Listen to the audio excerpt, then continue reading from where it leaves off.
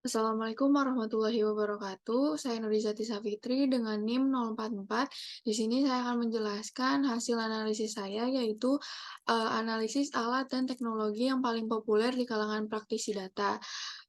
Analisis ini diperuntukkan untuk UTS data mining. Sebelumnya terdapat latar belakang dan tujuan.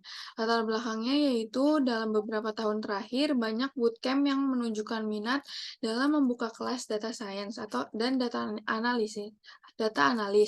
Namun mereka mengalami kesulitan dalam merancang kurikulum yang relevan dengan kebutuhan industri.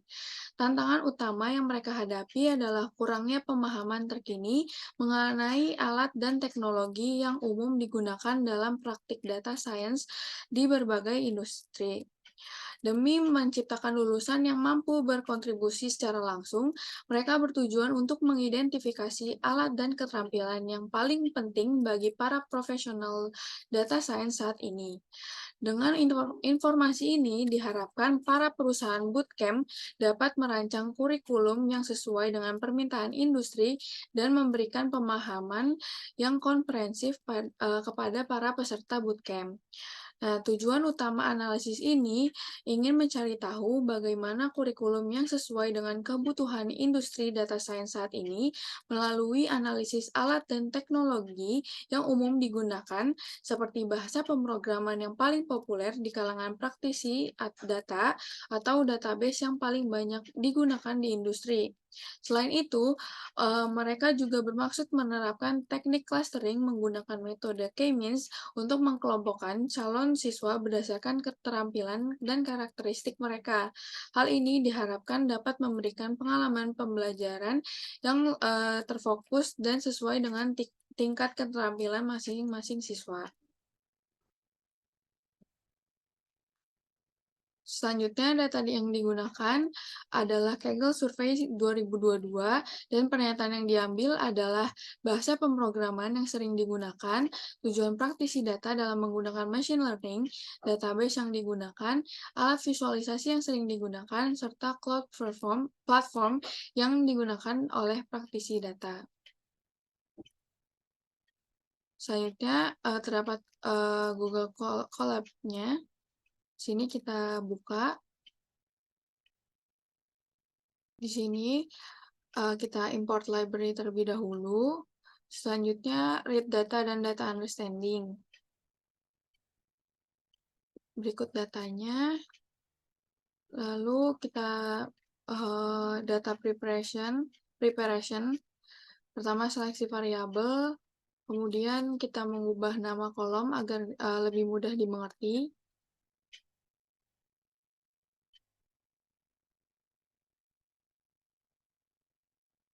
Kemudian kita menghapus baris dengan indeks 0. Lalu mengubah nilai nan atau kosong menjadi 1. Kemudian exploratory data analysis atau EDA. Nah, yang pertama kita akan melakukan analisis, yaitu bahasa pemrograman apa yang paling populer di kalangan praktisi data. Selanjutnya keluar hasilnya, dan kita akan melakukan visualisasi datanya. Di sini dapat terlihat dari data tersebut bahwa Python memiliki hasil yang paling tinggi, yaitu sekitar 18.653. Python memang menjadi bahasa yang paling populer di kalangan praktisi data. Mungkin karena Python adalah bahasa yang paling siap dan paling proper untuk kebutuhan pengolahan data, mulai dari framework untuk data frame, operasi matematika, hingga penggunaan machine learning. Kemudian, dari mayoritas praktisi data, apa tujuan mereka menggunakan machine learning? Nah, di sini tujuan untuk menggunakan machine learning yang paling banyak yaitu image classification and other general purpose network, Inception, ResNet, Nesnet, dan lainnya. Nah, lebih dari 3.000 responden menggunakan machine learning dengan tujuan image classification. Di beberapa tahun ke belakang, framework TensorFlow 2.0 hadir dan banyak memberikan kemudahan kepada developer machine learning. Hal ini berdampak terhadap tren image classification seperti menggunakan algoritma neural network, contohnya yaitu CNN. Selanjutnya, bagaimana dengan tren database? Di BMS apa yang paling populer di kalangan praktisi data? Di sini hasil outputnya uh, MySQL merupakan hasil yang tertinggi yaitu 2.233. Selanjutnya disusul oleh PostgreSQL. Nah, di BMS menjadi salah satu tools para praktisi data dalam proses menarik data dari database untuk analisisnya. MySQL dan PostgreSQL menjadi di BMS terpopuler dengan 2.233 responden memilih MySQL sebagai DBMS-nya dan PostgreSQL sebanyak 1.516. DBMS tersebut menjadi populer karena termasuk DBMS yang open source sehingga mudah diakses oleh banyak orang. Selanjutnya, yang kita analisis adalah tools visualisasi apa yang paling populer di kalangan praktisi data. Di sini hasilnya adalah Tableau dan Microsoft Power BI. Power BI dan Tableau menjadi tools yang paling populer. Sebanyak 1.732 responden menggunakan Tableau untuk tools visualisasinya, dan sebanyak 1.658 responden menggunakan Power BI. Dua tools ini merupakan tools visualisasi yang cukup banyak fiturnya. Selanjutnya, cloud platform yang paling banyak digunakan dan yang terbaik menurut para praktisi data. Di sini hasilnya adalah Amazon Web Service dan Google Cloud Platform. Bisa dilihat visualisasinya. AWS dan GCP menjadi cloud service terpopuler. Lebih dari 1.500 responden memilih AWS dan GCP sebagai cloud service-nya.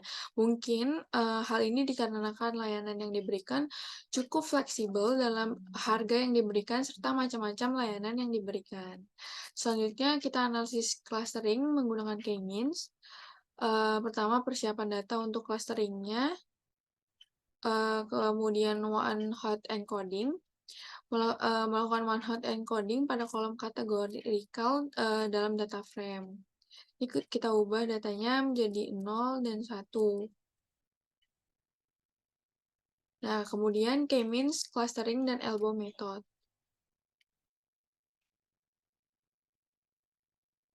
Nah, kita pilih clusternya itu 5, karena jika kita memilih clusternya itu 3, ini masih agak ketinggian. Nah, hasil output dari analisis clustering K-means ini.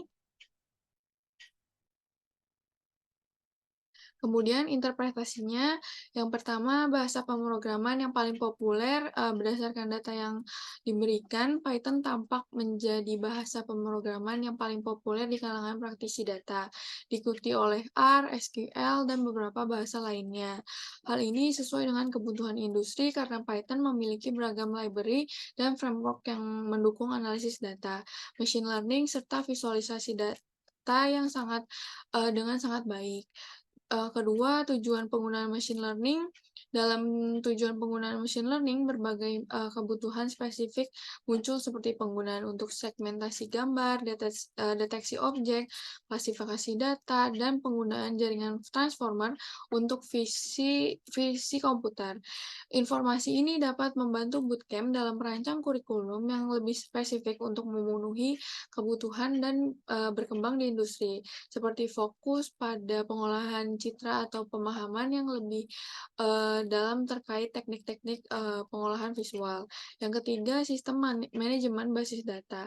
Terdapat berbagai platform di BMS yang umum digunakan di industri dengan MySQL, PostgreSQL, dan SQLite menjadi yang paling populer.